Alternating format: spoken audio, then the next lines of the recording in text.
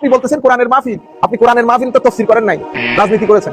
বাংলাদেশে এটা গত 40 বছর ধরে হচ্ছে, কারণ এখানে রাজনৈতিক সভা বন্ধ, ফর এক্সাম্পল।